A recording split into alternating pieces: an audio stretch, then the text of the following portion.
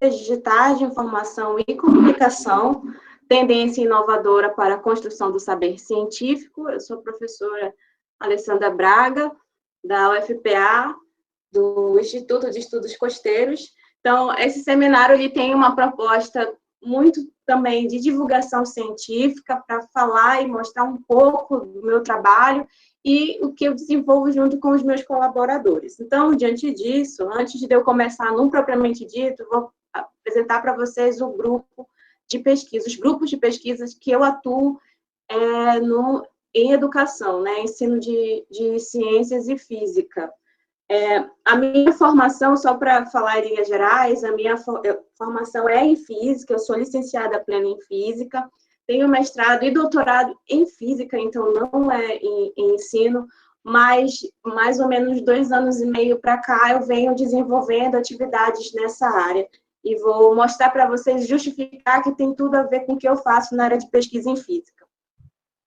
Bem, o primeiro grupo que eu faço parte é o grupo de estudos e pesquisa sobre o uso de tecnologias de informação e comunicação em educação, GETIC UFPA, cujo líder do grupo é o professor Danilo Alves, da UFPA, e sim, que inclusive foi meu orientador desde a iniciação científica até o meu doutorado, professor Silvio, lá do campus de Breves, professor Nelson, da Escola de Aplicação. Temos aqui também o professor Jefferson Danilo, do campus de Salinas, a professora Aline, que inclusive dá para ver, minha irmã, pela cara, pelo rosto, muito parecido. E, bem, mostrar para vocês também os doutores desse meu trabalho, que são os meus alunos, são com eles que eu desenvolvo essas atividades, né? O Luiz, que eu já verifiquei ainda está aí na sala, inclusive é aluno de conclusão de curso, por esses dias agora deve estar defendendo o seu TCC de Ciências Naturais, bolsista de iniciação científica. A Leandra, que eu também vi presente na sala, aluna de iniciação científica também das Ciências Naturais, da turma de 2018, lá do campus de Bragança.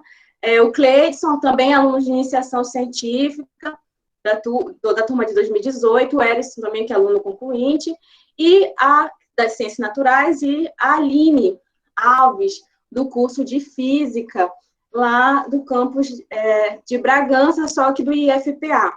Então, para quem quiser ter mais contato, alguma coisa assim, é só entrar nesse link aqui, que está destacado aí, para ter o contato, para quem tiver interesse um pouco nessa área que eu vou demonstrar para vocês. Um outro grupo que eu faço parte também, esses rostos aí que vocês estão visualizando são rostos conhecidos. O líder do grupo é o professor Carlos, o grupo é o Grupo de Pesquisa em Ensino de Ciência e Física da UFPA, então temos aqui o professor Carlos do campus de Ananindeua, o professor Jordan Deonero da UFPA, sim, professor Vicente Ferré, que inclusive, eu acredito que no primeiro webinário ele apresentou um seminário na temática que eu vou falar para vocês hoje, só que mais aplicado, certo? A professora Shisley, do campus de Ananindeua, e o professor Marcos, aí, pelo convite, também faz parte do grupo, então, para quem quiser ter mais informações. A Luciana, que eu vi na fila, Luciana, eu não coloquei sua foto, mas não fique chateada comigo, porque eu não encontrei. A Luciana, que também está aí na sala. Mais informações sobre o grupo, porque tem muito mais gente, né? Não deu para colocar todo mundo. Também só acessar o link, eu posso disponibilizar depois para vocês, para a gente entrar em contato, ter esse bate-papo, porque sempre, para a gente, quanto mais gente, melhor. Bem, o roteiro do meu seminário é falar sobre tecnologias digitais de informação e comunicação, TD&C, o que seria isso? A TD&C dentro do ensino de ciência, e eu vou falar de ensino de ciência de maneira geral, até porque é com o público-alvo que eu trabalho, que são professores, no geral, professores de ciências naturais e física, de licenciatura, TD&C de ensino de ciência, alguns exemplos, e logicamente eu vou ter que puxar a sardinha para o meu lado, né? Então, falar dos meus trabalhos que eu estou desenvolvendo com esses alunos, considerações finais e referências. Bem, então, o que são tecnologias digitais de informação e comunicação? O que é isso? O que é TD&C? E por que é tão relevante e tão importante nesse momento atual que nós estamos vivendo? Bem, A TD&C consiste em um conjunto de tecnologias que permitem essa comunicação, interação entre os usuários. Nesse exato momento, nós estamos fazendo uso dessa tecnologia. Primeiramente, provavelmente, vocês devem estar ou com o notebook de vocês, ou utilizando, por exemplo, o celular ou o tablet. Enfim, isso é um tipo de tecnologia. Por quê? Porque permite a comunicação. E ainda bem, temos internet, provavelmente vocês devem estar me escutando, graças a isso. Uma outra questão, que se fosse um seminário presencial, além do recurso do notebook, eu também faria uso, por exemplo, do Data Show. Então, tecnologias digitais é esse conjunto de tecnologias que permitem justamente esse diálogo. E esse diálogo não só é informação acadêmica, como a gente está fazendo aqui agora, mas também acesso às informações e essa interação. Bem, como é que surgiu? Ela surgiu, digamos assim, de uma maneira gradativa em meados da década de 70, devido à terceira revolução industrial, mas alcançou o seu ápice e o seu auge na década de 90. E hoje faz parte do nosso cotidiano. A gente pode dizer que a tecnologia modificou e mudou os nossos costumes. Inclusive, quando eu ministro seminário ou dou aula falando sobre essa temática, eu sempre pergunto para os meus alunos, pergunto assim, o que vocês fazem quando vocês acordam? Primeira coisa, é falar, dar um bom dia para a mãe de vocês, ou é mandar um WhatsApp para alguém, ou verificar ou checar o seu e-mail. Eu tenho esse costume. Então, há uns 15 anos atrás, a gente tinha um outro comportamento. E hoje, a gente percebe que a tecnologia, ela mudou a forma e o comportamento com que nós estamos, né, como eu posso dizer, estamos desenvolvendo, né, vivenciando. Bem, e esse momento é muito oportuno para falar sobre tecnologia e novos costumes, porque também, além da questão da pandemia, né, do Covid, tem algo que vai além, que eu acho que é também um vírus muito nocivo, que veio antes disso, que é a questão das fake news, a questão das informações. E nessa questão, o professor ele tem um papel essencial nesse processo, porque o professor ele precisa, né, direcionar, né, conversar para que a gente não caia, ou as pessoas, ou os alunos, não caiam nessas informações. Inclusive, a imagem que eu estou mostrando para vocês aqui, ela fala sobre isso. Só sei que tudo sei. Né? E, de fato, será que a gente sabe mesmo? Será que essas informações que são colocadas ou como estão sendo direcionadas na internet significa que a gente sabe tudo? E a gente confunde muito informação com conhecimento. Uma coisa, como diz lá na física quântica, uma coisa não comuta com a outra. O fato de você ter informação não significa que aquela informação ela é algo que você possa extrair algo de conhecimento daquilo. Então, só para diferenciar. Bem, quando a gente fala sobre TD&C, isso já no contexto de educação, ela, em meados da década de 90, ela invade a sala de aula e torna-se uma das, eu acho que talvez uma das principais e muito importantes e relevantes estratégias no ensino atual. E principalmente nesse exemplo que a gente está vivendo agora, como muito bem o Marcos falou, a própria instituição UFPA, e não só o UFPA, outras instituições federais, nós estamos estudando para ver quais são as possibilidades da gente fazer uso de tais ferramentas, né? Como o professor falou, agora, nesse exato momento, estamos usando o Google Meet, mas existem outras plataformas, enfim, utilizar de maneira que a gente otimize isso. Bem, também como motivação, aí como eu falei, eu sou da área de física, então não tem como eu não citar alguém importante nesse processo, e eu vou citar o Ayman. O Ayman é um físico, né, que recebeu o Prêmio Nobel em 2001, sob contribuições na área de criação experimental do condensado de Bose-Einstein, e na publicação, deixa eu lembrar aqui o nome da revista, foi na Change the Magazine of High Learning, o título do trabalho dele, dessa publicação, foi Por que não tentar uma aproximação científica, mais científica em educação e ciência? E aí eu extraí exatamente esse trecho que diz o seguinte: existem várias novas tecnologias que, quando usadas corretamente, podem ser bastante eficazes em ampliar as capacidades dos instrutores. No caso, os instrutores seriam os professores, né? Para que eles possam envolver, orientar muito mais alunos de uma só vez. Então, a ideia desse seminário não é a gente apontar as dificuldades, porque a gente sabe que existe. E aí eu vou deixar para os comentários aí de vocês listar quais são. Mas a ideia desse seminário é mostrar, uma vez que existe essa ferramenta, se existe um ambiente adequado para que a gente possa fazer isso, como fazer isso de maneira eficiente e eficaz.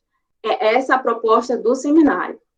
Provavelmente, ao longo da minha apresentação, da minha fala, eu devo apontar algumas desvantagens relacionadas a isso, e aí talvez provocar um pouco a discussão no final da minha apresentação. Bem, então, o uso das tecnologias dentro do ensino de ciência, mais especificamente, como falei, na área de física, que é a minha área de atuação. Antes de falar isso, eu preciso trazer algum documento oficial, e aí eu trouxe a BNCC, Base Nacional Comum Curricular.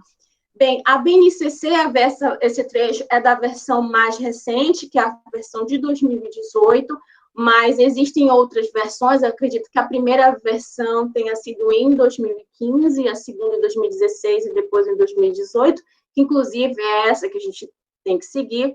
E lá, na última versão, fala explicitamente sobre a questão da tecnologia digital, informação e comunicação. E aí eu trouxe a sexta competência, que fala sobre a inclusão dentro das ciências naturais. Diz o seguinte: considerando ser fundamental ao aluno para se comunicar, acessar, disseminar informações, produzir conhecimentos e resolver problemas das ciências da natureza de forma crítica, significativa, reflexiva e ética. Então, o professor, ele tem um papel fundamental nesse processo. Por quê? Porque ele precisa, saber mexer na ferramenta, 2, como utilizar essa ferramenta de maneira eficaz, 3, fazer com que o aluno possa refletir com relação à sua própria prática, né? Então, não só o professor que reflete, mas também o aluno, ele possa refletir sobre todo esse processo. Bem, para a gente saber mais ou menos como está sendo utilizado isso dentro da literatura, bem, esse artigo que eu estou mostrando para vocês é um artigo de Paulo e colaboradores, da revista Ciência e Ideias, foi publicada, se eu não me engano, em 2014, pelo que eu estou vendo aqui para mesmo, confirma, foi em 2014 a publicação. E nesse artigo, por que eu trouxe ele para apresentar para vocês agora? Porque eu acho ele bastante pertinente, porque ele fala sobre os softwares educacionais para o ensino de física, química e biologia, e aí ele faz a análise de alguns softwares, plataformas de ensino, como, por exemplo, Ciência à Mão da USP, da Universidade de São Paulo, o FET, da Universidade do Colorado, inclusive eu vou falar um pouco mais de riqueza de detalhes relacionados a isso, e o levantamento feito por esse grupo da Paula e colaboradores, né, publicado na revista Ciência e Ideias em 2014, em que ele lista aí algumas plataformas, software, ciência à mão da USP, o FET, da Universidade do Colorado, que eu vou falar um pouco mais de detalhes mais adiante, e o Banco Internacional de Objetos Educacionais do MEC, do governo federal, que eu também vou falar para vocês também de uma maneira oportuna mais na frente. Bem, então, sobre alguns resultados eu trouxe aqui, que é interessante que nessa pesquisa em específico, do total de 378 softwares, 66 eram voltados para o ensino da física, 21% voltados para o ensino da biologia e 14% voltados para o ensino da química. Então, nota que, no geral, que as pessoas da área de ensino de física, elas usam um pouco mais essa ferramenta de ensino, do que em comparação, por exemplo, o pessoal do ensino da química e do ensino da biologia. Eu não sei se esse gráfico aqui, bem, eu retirei do artigo, eu tenho algumas questões com relação a ele, eu acho que não foi muito feliz com relação às cores, mas aqui dá também para você analisar por tipo de softwares utilizados. No caso da física, não sei se dá para ver aqui no cursor, o FET é utilizado com mais frequência do que em comparação, por exemplo, ao Ciência à Mão, que é esse marrom um pouco mais escuro, e o Banco Internacional de Objetos Educacionais, aqui com esse marrom, sei lá, um pouco mais claro, né? E aqui a análise feita, aqui a quantidade, né? E aqui o número por área.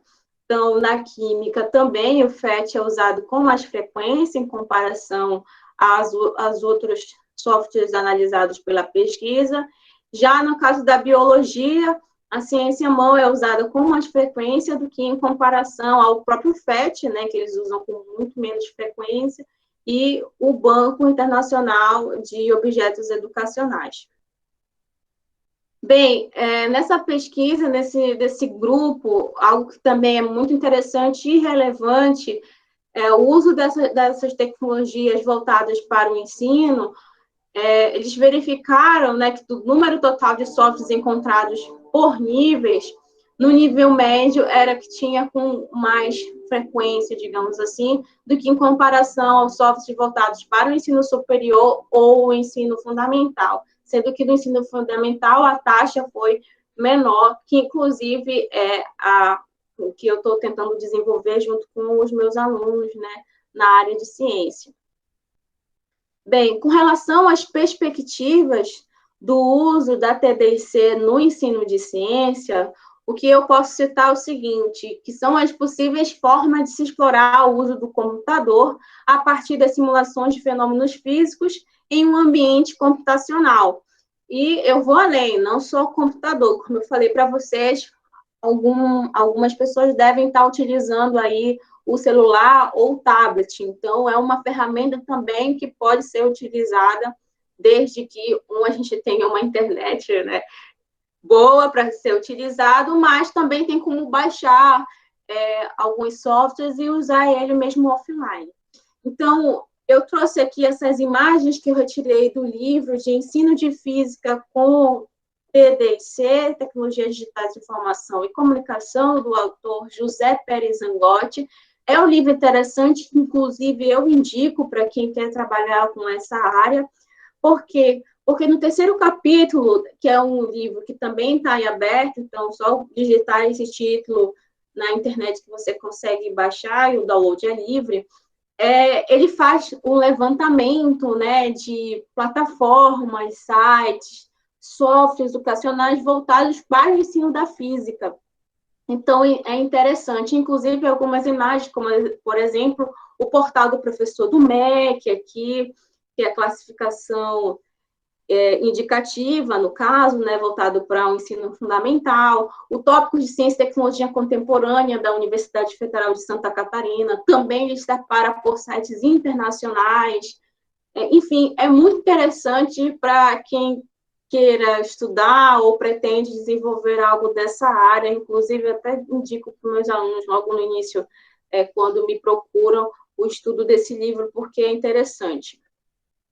Bem, como eu falei para vocês, né, correspondente à pesquisa feita por Paulo e colaboradores, eles citam o Banco Internacional de Objetos Educacionais, né, que é do governo federal, então, basta você clicar nesse site aqui. A proposta é oferecer um acesso aberto a bons recursos educacionais, e, nesse sentido, o MEC ele desenvolveu esse repositório de objetos de aprendizagem. Então, quando você clica, você vai para essa página, e lá você tem níveis e categorias de ensino em que você pode ter acesso a esses recursos. Então, vai desde o ensino fundamental até a educação superior, modalidade educação profissional, enfim, é algo interessante. Eu confesso a vocês, aí eu vou falar do ponto de vista pessoal, né?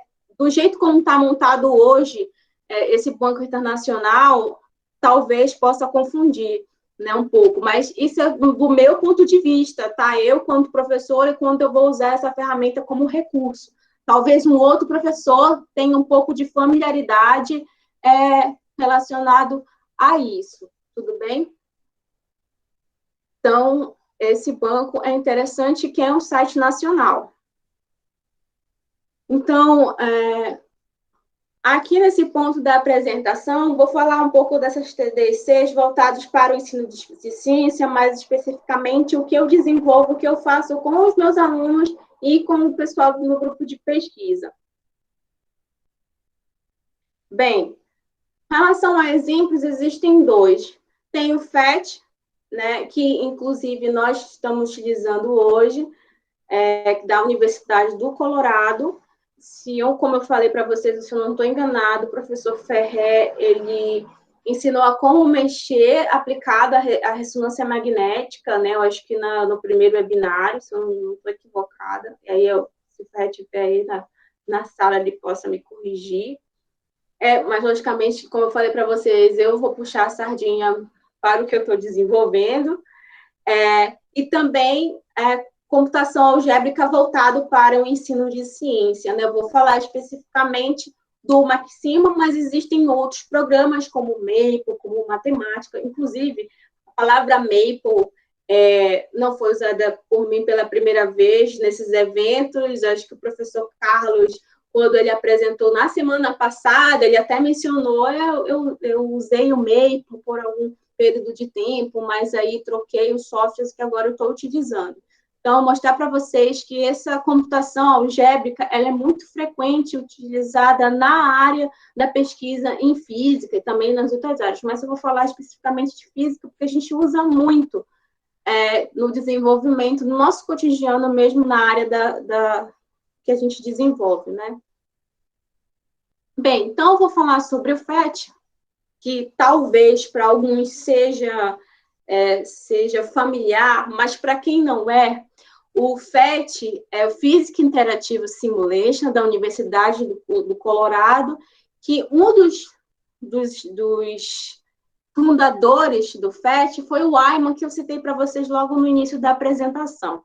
Bem, é uma plataforma muito interessante, porque você não tem só simulações computacionais, virtuais de física, você também tem na área de biologia, química, ciência da terra e matemática. O que é interessante também, vocês podem dividir por níveis de ensino, então tem desde o início do nível fundamental 1 até o nível superior. Então, eu, como professora do nível superior, posso fazer mão desta ferramenta, não só para dar aula por questão ilustrativa, como também posso fornecer num laboratório físico, num laboratório computacional, os alunos também podem participar e interagir junto com a ferramenta. Então, só para falar um pouco da minha realidade, lá no campus de Bragança, é o seguinte, nós, diferentemente aí do campus de Ananindeua, o nosso laboratório de ensino de ciências exatas e naturais, ele está em processo de construção. Inclusive, recentemente, chegaram os primeiros equipamentos lá para o nosso laboratório. Mas, até então, nós não tínhamos esse laboratório físico. Então, como se fazer ciência mediante a essa realidade, né? Saiba que a ciência tem a parte teórica, que é o que eu faço, né, na minha pesquisa em física, mas também tem a experimentação, né? E, às vezes, na condições, né, não dá para a gente trazer, por exemplo, materiais de baixo custo, ou tem uma demora, uma demanda, mas a gente tem um laboratório, inclusive um laboratório bem equipado. Então, nesse momento, a gente traz os alunos para lá para eles desenvolverem as atividades. Bem, com relação à plataforma, mais especificamente falando de física, né, você tem no levantamento que eu fiz aqui, são 103 resultados, ou seja, 103 simulações computacionais que o professor pode fazer aí uso e recurso, né? Esse valor 103 é o geral, tá? Então, não estou dividido por níveis, nem em categorias de ensino, só mesmo pela quantidade que pode ser utilizada. Então, como é que foi feito isso? Lá no nosso laboratório de informática, né, o cara vai lá, né, o aluno, clica em uma dessas imagens, aí, no caso, eu escolhi apropriadamente interferência de onda, então, ele vai para essa ferramenta, e aqui, deixa eu ver se dá para aparecer o meu mouse, aqui, as sugestões que o próprio sistema dá para ti, do que tu pode coletar, né, da simulação. Você tem aqui interferência, fenda dupla e difração, inclusive, também tem como baixar alguns programas para adaptar no seu computador, também sugestões, roteiros de ensino, então ele é interessante nesse sentido, e também, né, caso você crie algum roteiro, né, algum plano de ensino, também você pode enviar para eles e, de certa forma, colaborar com essa plataforma.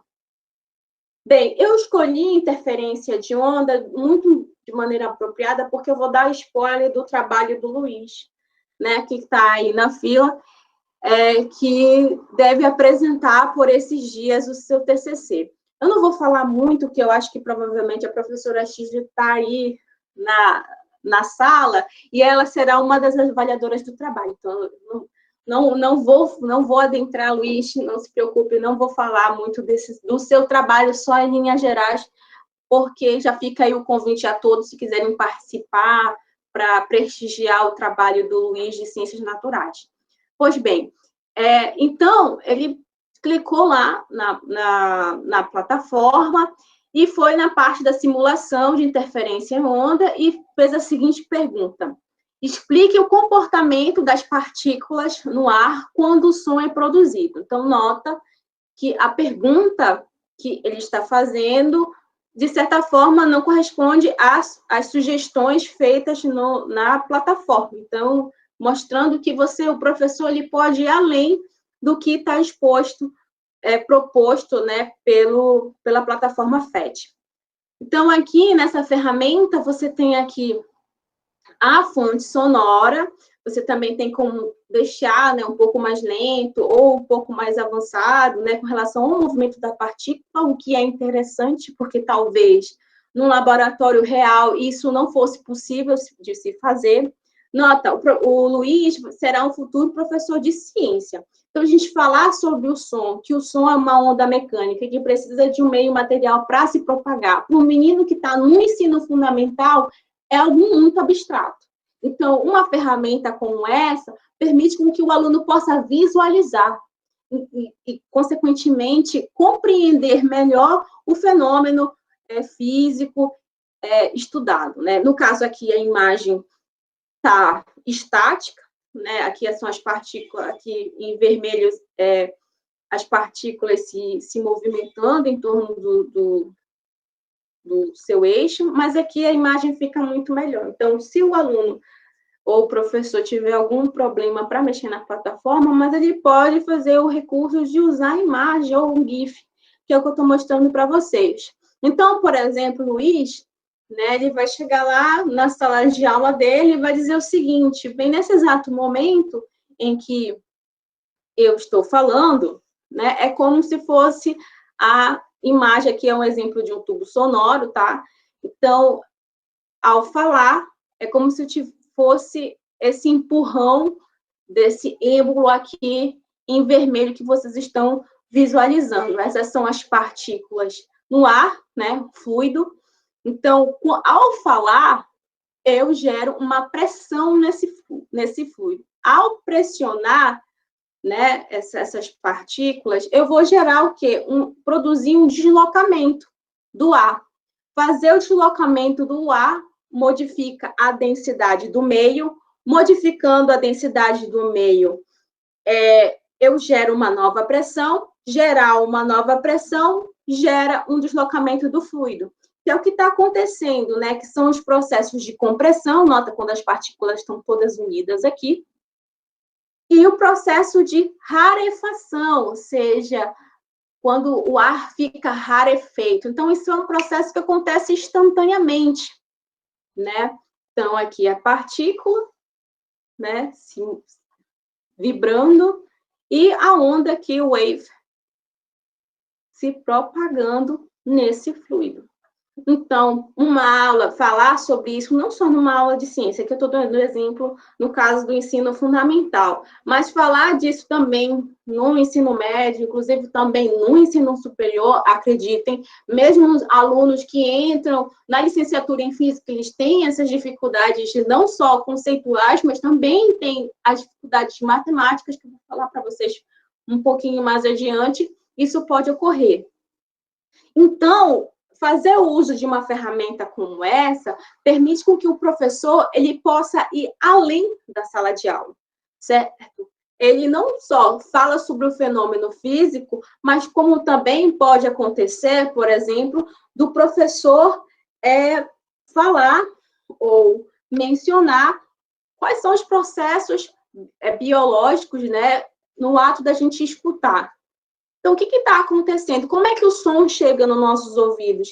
Que mudanças ocorrem, né, nesse processo? Então, ele consegue contextualizar, ou seja, trazer um pouco da informação da ciência para a própria realidade do aluno. Eu sempre me pergunto assim, professora, para que estudar física? Para que estudar biologia? Bem, a física está presente nesse exato momento, eu estou enxergando vocês, vendo vocês, conseguindo distinguir as cores do imagem, porque existem processos físicos ocorrendo. Ao falar, também acontecem esses processos físicos. Então, por exemplo, quando o aluno pergunta, ou o professor pergunta, o que está acontecendo ao escutar, quais são as transformações, a onda mecânica se transformando em onda elétrica, e aí fazendo com que a gente possa distinguir quais são os tipos de sons, e aí falar sobre os fenômenos, né, de intensidade, timbre, amplitude, e, por exemplo, numa aula tradicional, essa interação, ela fica um pouco, digamos assim, tímida. Então, isso é interessante nesse sentido. Então, faz com que você possa trazer um pouco da ciência para a própria realidade, porque o aluno está vivenciando, e que numa aula que talvez tradicional, esse processo não seja um processo, digamos assim, natural, até porque o tempo que a gente tem é muito curto. Então, uma ferramenta como essa facilita a aprendizagem, permitindo que o professor ele possa também até ser interdisciplinar, da junção de 2 ou mais saberes. Então, isso é muito importante. Bem, além da plataforma FET, que eu venho mencionando para vocês, o exemplo do meu aluno do Luiz, que ele desenvolveu na iniciação científica, a gente tem a computação algébrica, que eu vou falar mais especificamente do Maxima. Bem, antes de falar sobre esses softwares matemáticos, eu tenho que definir o que é computação algébrica. Então, a gente denomina-se como computação algébrica a manipulação de símbolos feitos no computador de acordo com regras abstratas da matemática, seja plotagem de gráfico, cálculos numéricos, definições, né, de equações, derivadas, integrais, enfim, essas ferramentas elas permitem a gente manipular esses símbolos matemáticos. E existem 2 formas de a gente utilizar isso. A primeira delas é com comandos já pré-existentes dentro do sistema, e a segunda forma é a gente construir as nossas próprias ferramentas, que é programar. Então, no caso da minha área, bem, tenho origem em teoria quântica de campos, mais especificamente em Casimir, né? E hoje trabalho também com teoria quântica de campos aplicada à matéria condensada, mais especificamente eu trabalho com material grafeno. Então, eu faço o uso dessa ferramenta com muita frequência. Os meus colegas, também colaboradores dessa pesquisa, que também fazem pesquisa na área de física, né, eles também usam isso também com muita frequência. E a gente se perguntou por que não fazer uso dessa computação algébrica que a gente faz na nossa pesquisa e a gente não utilizar isso dentro do ensino de ciência. Então, isso foi um dos nossos questionamentos. Por que não fazer isso? Bem, então, entre os tipos de softwares, né, que a gente utiliza, existe o software Maxima. Por que eu trouxe o Maxima e por que eu trouxe o PhET? Porque o PhET é uma plataforma livre que você também pode usar ele offline, ou seja, basta você baixar a simulação e você utilizar. Então, você não precisa ter necessariamente internet. E código aberto, né? E estou trazendo para vocês hoje o Maxima, porque também ele é livre, código aberto, que você só basta você baixar. Então, tudo que é de graça para a gente é maravilhoso. Né? Se eu fosse trazer o Maple ou Matemática, que também é outro software, eu poderia até trazer, só que o problema é que tem custo, e o custo não é nada barato. Para você comprar, eu fiz uma pesquisa rápida, eu acho que tu paga, em média, uns R$ 8.000, mais ou menos. Então, fica difícil para você utilizar, né? Mas, enfim, mais o Maxima está aí e dá para a gente usar de uma maneira bem eficaz. Bem, o sistema algébrico computacional Maxima, como eu falei para vocês, é um sistema de manipulações de expressões simbólicas, né, que inclui cálculos numéricos, diferenciação, integral, expansão em série de Taylor, Laplace, Fourier, etc. Então, é bem interessante porque a gente tem como manipular. Há uma outra coisa interessante, é o tempo gasto, que às vezes a gente fazendo à mão isso, a gente demora um certo tempo, enquanto a gente usando uma ferramenta como essa, esse tempo ele deve reduzir e cair. Então, é interessante também por isso, né? O custo do tempo é muito rápido, muito curto. Uma outra questão também, né, não desmerecendo do que a gente tem que aprender, pelo contrário, o professor é importante nesse processo, mas é o seguinte, que ao a gente mexer em uma ferramenta como essa, a gente precisa saber e compreender os conceitos matemáticos.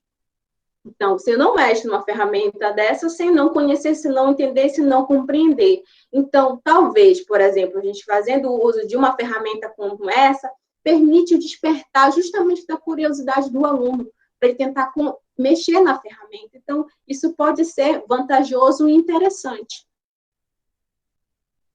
Bem, esse exemplo aqui é o exemplo que eu trouxe da professora Aline, né, como eu havia falado para vocês, a minha irmã. Ela desenvolveu no curso que ela fez no mestrado, inclusive, que foi ministrado pelo professor Danilo, na turma de mestrado profissional em Educação, Ciências e Matemáticas, PPG-DOC, lá no IENSE, desculpa. Esse curso foi o curso de computação algébrica para o ensino de ciências e matemática.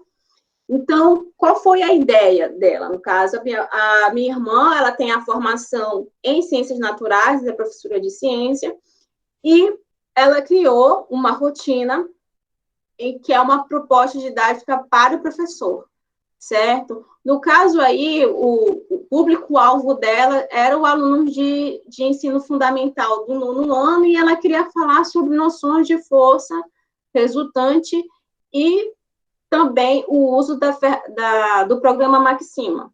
Então, por exemplo, para ela fazer o uso dessa ferramenta, o que ela fez? Primeiro, ela precisa definir o que é força e definir quais são os personagens desse processo. No caso, a força resultante é a soma de duas forças atuando no sistema dela em específico que ela está explicando aqui, né? A força F1, que atua sobre um determinado corpo 1, e a força F2, atuando no corpo 2, tá? Primeiro ela fez a definição, posteriormente, nota, força, vamos lembrar lá dos nossos cursos aí de física básica, é uma grandeza física vetorial, mas como falar de vetor, de novo a questão, né? Como falar de vetor para um aluno do ensino fundamental. Então, essas noções eles precisam saber, né, mesmo que seja de uma maneira, digamos assim, entre aspas, um pouco mais tímida, que eles vão reforçar isso quando eles chegarem lá no ensino fundamental, posteriormente lá no ensino médio. Então, aqui, então ela faz algumas perguntas, como, por exemplo, quando uma força A aplicada a uma outra força A, elas são aplicadas no determinado corpo, qual será a força resultante? No caso aí, 2A. Então, a gente percebeu também da questão da dificuldade que o aluno tem, e quando ele usa número, ele consegue usar tranquilamente, mas quando você utiliza ou uma letra para expressar os símbolos matemáticos, o aluno ele sente essa dificuldade. Então, nesse exato momento, a gente começa a introduzir, digamos assim, essas ideias.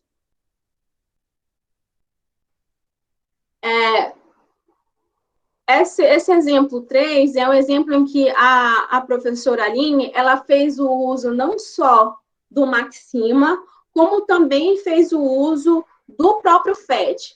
Então, ela usou a simulação força em movimento, noções básicas, então é aqui o cabo de guerra, né, onde cada boneco desse tem uma intensidade de força. Então, nota que essa brincadeira, esse lúdico, né, esse joguinho disponível na plataforma FET, permite com que o aluno entenda por que o ganhador do cabo de guerra é o bonequinho em azul do que na disputa, né, com o bonequinho em vermelho. Então, aqui, nesse exemplo, dá para o aluno visualizar a intensidade da força, no caso, o bonequinho aqui em azul, 150 newtons, e os dois bonequinhos têm 100 newtons para a direita. Então, a força resultante foi o quê? 50 newtons. Então, a ferramenta permite com que o aluno possa visualizar. Tá, professora, mas como a Aline utilizou isso usando o programa Maxima? É que ela fez, ao invés também, não só, como eu falei para vocês, utilizar as ferramentas já pré-existentes, ela também construiu um sistema, que é a definição aqui, né, de uma força resultante que desse conta de todos os parâmetros possíveis, de todas as forças possíveis que estão atuando no caso desse sistema do FET. Então, F aqui em função dos parâmetros A, B, C, D e E, multiplicado pelas intensidades, no caso, 150, 100, 50, que são as possibilidades nesse sistema. Nota que também, como a força é uma tendência vetorial, ela tem módulo, direção e sentido. Então, esses conceitos também precisam ser introduzidos para essas crianças. No caso, para onde está indo, né? Então, a seta para a esquerda, sinal negativo, para a direita, positivo. Então, isso ela incluiu na programação dela. Então, ela colocar 1 ou 0, queria dizer que existe ou não existe essa intensidade de força. No caso do teste dela, do sistema dela, ela queria dizer uma força de 150 e outra de 100. Então, no local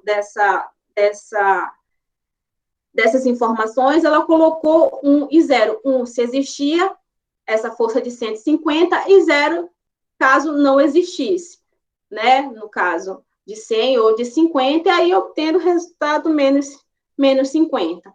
Então, nota que a programação, ela serviu para que esse professor em formação, no caso que a gente estava fazendo o curso, para esses professores, na verdade, são professores que já estão formados, mas que estão dando continuidade à sua formação. Saber utilizar as ferramentas em suas próprias práticas pedagógicas, porque essa era a nossa proposta desse curso, né? Ministrado pelo professor Danilo, no qual eu pude colaborar lá no IENSE. Então, foi uma oportunidade muito, muito ímpar porque a gente, como lá tinham professores muito diversos, tinha professores da área da matemática, professores da área de ciência, professores da área da pedagogia, da biologia, então era um público muito diverso, que eles puderam utilizar a ferramenta para a realidade dele, para a sua própria prática. Então, foi interessante. E, por incrível que pareça, eles, assim como os meus alunos de iniciação científica, eles também sentiram a dificuldade no processo de como aprender tais ferramentas. Pois bem, então, como considerações finais, porque eu falo muito, né? A ideia do nosso grupo é pensar nesses recursos pedagógicos, né, utilizando essas ferramentas tecnológicas de modo em que o professor ele seja o mediador desse processo, né, em que é um processo que acontece, que é utilizado, na verdade, pelo professor de ciência e que vai além dos professores de ciência, que podem ser utilizados dentro da sala de aula, como eu havia mencionado para vocês. A questão da ressignificação do conhecimento científico, que é trazer o conteúdo para a realidade do aluno, no caso, para a gente escutar menos por que e para que a gente estuda a ciência, a gente vive a ciência, mas a gente precisa ressignificar. Será que os professores estão fazendo isso?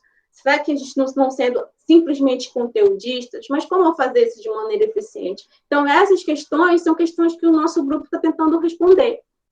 A outra questão também é reforçar o conhecimento matemático quando a gente lança a mão, saber e conhecer sobre essas ferramentas, não só como o Maxima, que é código aberto, mas também como o Maple, como também o próprio matemática, né? E compreender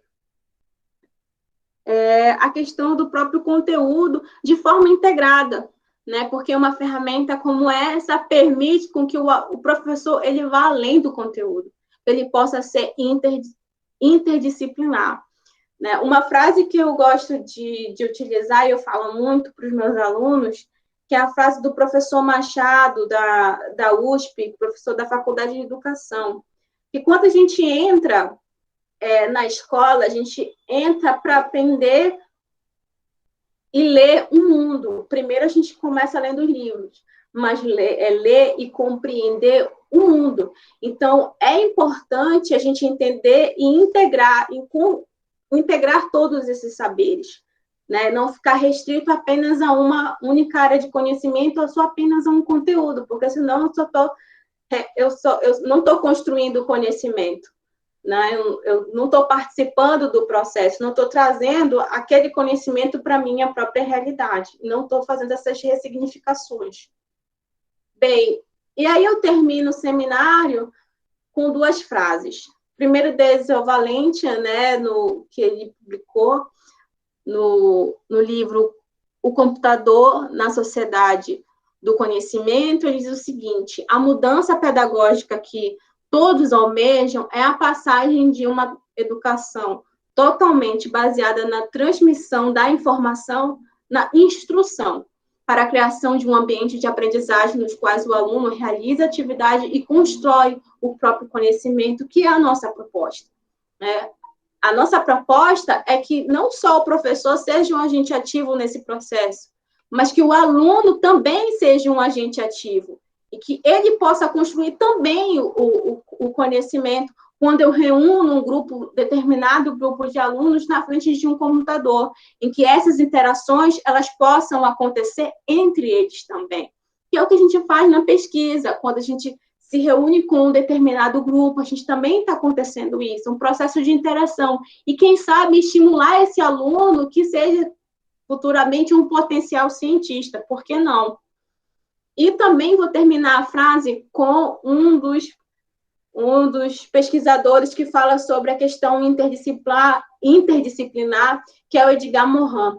Diz o seguinte: o professor necessita mais do que nunca estar aberto ao diálogo e fomentar a participação e a interatividade do aluno. Então, a gente acredita que, utilizando uma ferramenta como essa, permite essa interação de maneira eficaz, não somente professor e aluno, mas entre os próprios alunos. Bem, essas aqui são as minhas referências que eu utilizei para a construção deste seminário. Agradeço a oportunidade de estar aqui com vocês, ao PCNA, o projeto de curso de nivelamento e aprendizagem, ao Instituto de Estudos Costeiros, o FPA Campus Bragança, que é onde eu trabalho, e ao FPA por permitir, né, esse diálogo aí com vocês. Muito obrigada.